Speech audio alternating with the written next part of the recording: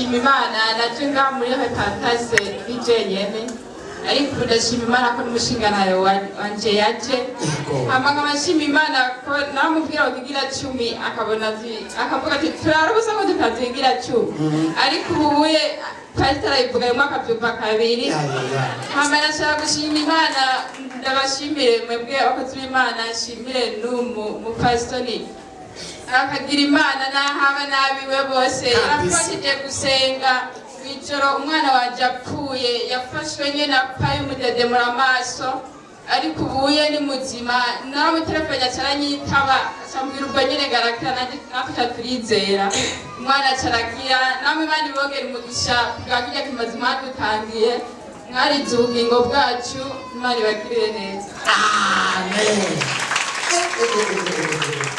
Umugabo wawe ko ndamukunze tuvuze rimwe acavyumva kabiri ndafashijwe no kuri kose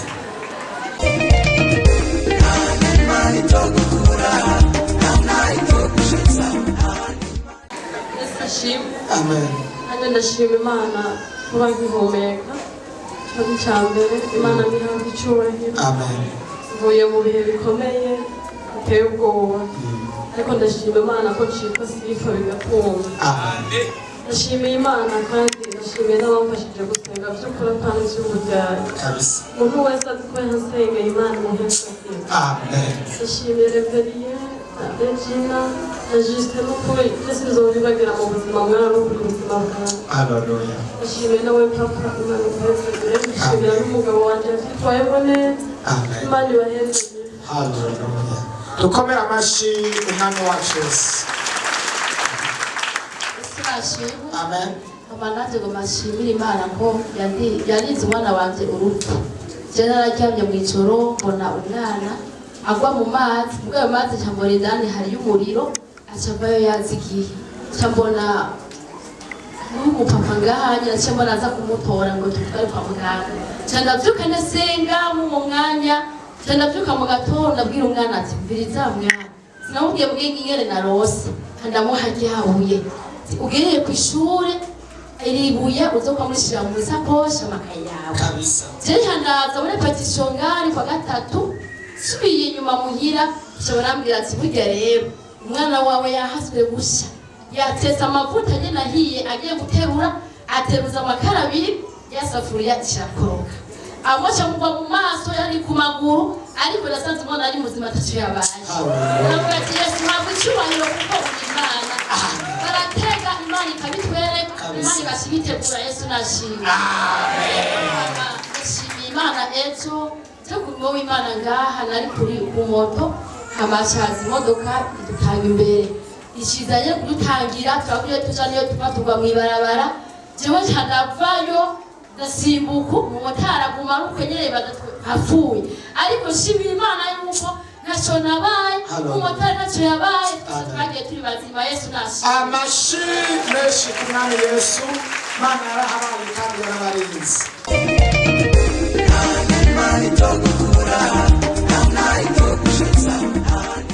haleluya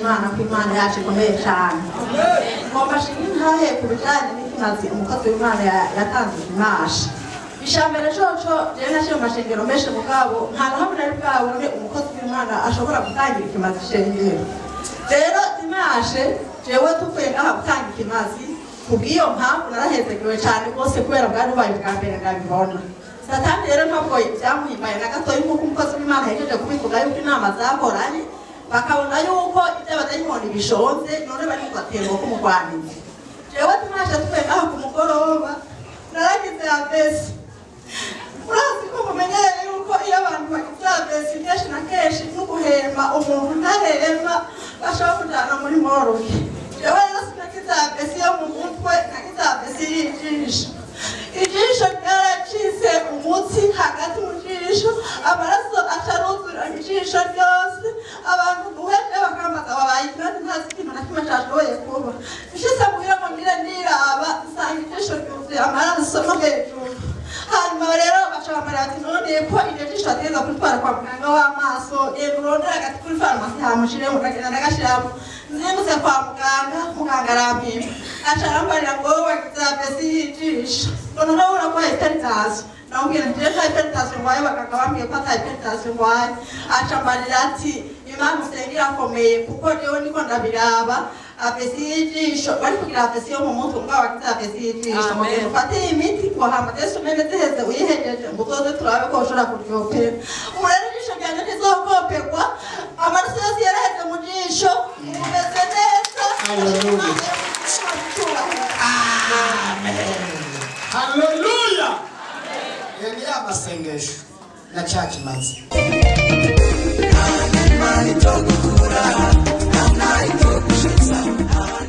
Yesu ashimwe. Amen. Yesu ashimwe kandi. Wewe nashitse nganje gushimira Imana umunsi wibuye Imana yamfashije kabisa. Yewe naritwaye ndarishikana ahantu nyene bavuze ko dutumbera ahantu batubangamiye cyane. Imana yarabikoze kabisa.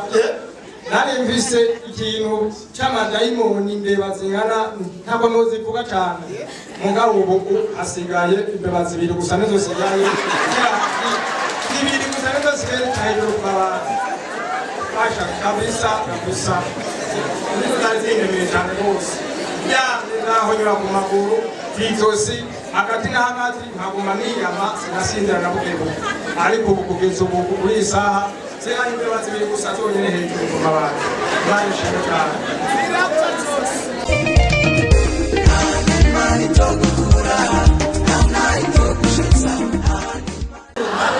Nanjye nashaka gushinga intahe ejo naragiye ku maziko y'Intwaro hanyuma turimo turahindukira dushitse ku Musaga umushoferi ifire ikiracika ariko kubera nari nagendanye kajya kabuye Satani yari yashatse kukanyibagiza ariko nibuka ko umengo sinakagendanye ndakagendana mu ishakoshi hanyuma umushoferi amaze kuvuga ko ifiri icitse ndibwira ati ndazi ngaha turi kumwe na Yesu nta na kimwe tuza kuba twaramanutse turashika ku Musaga arashungurukana jewe arashikana hanyuma dushitse aho nduhugira jewe ntegerezwa kuba nshikira ndavuga ati Imana rihabwe icubahiro ubona twari hejuru hepfo gatoya nk'umutenderi ifire igacika ariko ntihagire n'ikintu na kimwe tuba Imana rihabwe icubahiro.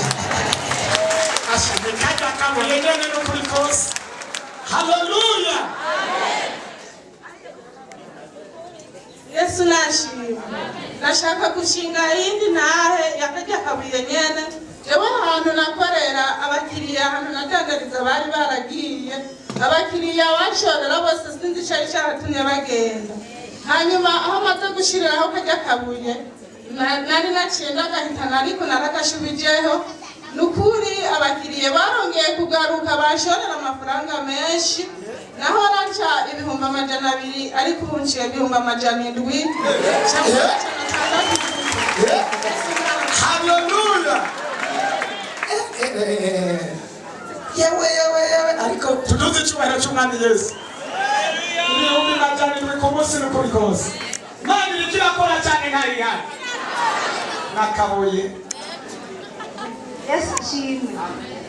Yewe nagomba gushima intahe yakajya kabuye. Rero iryo buye naritahanye ndarishira ku muryango w'inzu ndarishingaho.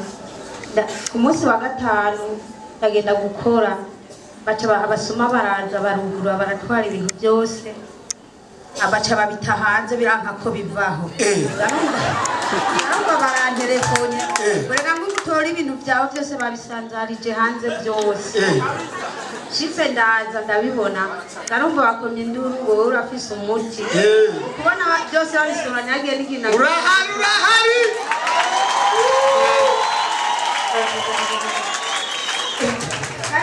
niyo ndandariza kenshi baguma bambwira ngo mfise umuti ukoresha nikajya kabuye nyene ajya kabuye ndakagendana na wa muntu rero ni mu byasha nkoresha ndamwijanye uramijagira ko mwibanga baguma bambwira ngo ni umuti nkoresha niwo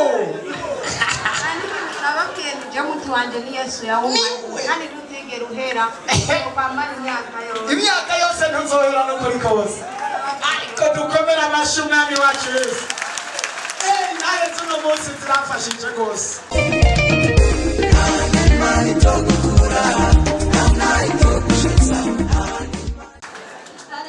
Amen. Ndashima Imana hari umutwaro nari mfise maranye igihe njyako ndawiyumvira cyane wandusha kandi n'uwo mwibanga ariko ndashima Imana ko yawunyishuye kandi wari umutwaro ukomeye hari n'icyo nashize imbere y'Imana ndavuga ati uwunyishuye nzokora iki ariko simbona uburyo bwaho kizova ndasabye mu nsengere. Amen. Tukomere amashi umwami wacu wese. Yesu ashimwe. Amen. Ndashimira Imana kuba yaranzanye aha hantu. Yego. Kuko nahabonye Imana. Burya Satani ni umuja. Kuko umuntu akujana mu bihe nakakwereka ko akujanye mu bihe byiza kumva arakujenije. Rero narabaye ngaho umufumu wa mbere natanguye kujako muri 2015. Ukuvuga icyo gihe nakorera ibihumbi 300 ariko kugera ubu nta n'ibihumbi 100 bwasuye kuronka kuva nkija kuwo mufumu. Ayo mahera ntabwo kuyaronka kuva nje ngaha. Hama ndashimira Imana uyu mwogera hari ijambo yigishije ku wa gatanu nukuri ryaranyigishije pe irafashe kabisa. Kuko umufumu cyangwa shetani arakoreka ko ariko kujana ahantu heza. Akakwereka ko yari karakujana ariho hambere mugabo ari karakuyobya. Shengero ry'Imana abantu muri ngaha nukuri twubaha Imana kandi twubahe abakozi b'Imana. Ko je kwego ngeze kubu nukuri ndarushimira Imana yo ngaha. Kubwo twa mu muryango w'iwacu nta muntu yazana umugore umwe bari babishe batatu barenga. Ariko nukuvuga ngiza ngaha ndakwije umwaka ntaraza ngaha byasaba ko nzana ubundi mugore. Ariko muntu ya mbere sinzi umuntu natwaye amafaranga 200 ncagirirwa amahirwe cyarumva ijambo ry'Imana ngaho canatabagwa maze kuza aha nukuvuga guhera icyo gihe abantu bose nari mberanye bamwe narabishiye kuko ngaha kuko ntaraza ngaha ari umufumu twakorana byasaba ko ndamukoresha ndamutelefona ati eba hari umuntu mberanye bisaba ko uyu muntu agira fundi agaca aguhindukiza ubwenge ntunyishutse. Burya mu bwo buzima nabubamo urandashimira Imana kuko ndi umwe kandi mfise umudamu umwe icyo nagishimira Imana pasiteri Imana ikongeza amavuta. Amen. Ijambo ry'Imana yigisha ngaha misi yose rinkorako kuvyo naciyemo Imana iguhezagire. Amen. Ukomera amashumami wacu Yesu. Haleluya.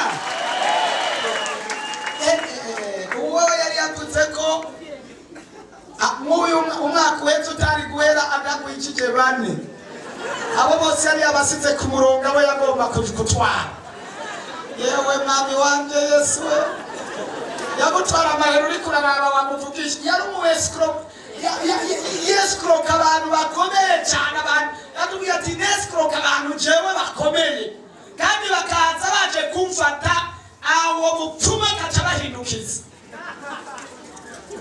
Ariko ndashima ko hari umupfumu akomeye cyane Yesu umwami w'abantu asumva inkomeza abapfumu yarahindukije uyu mwene data murabisha mu bugingo butazoshira. Dutere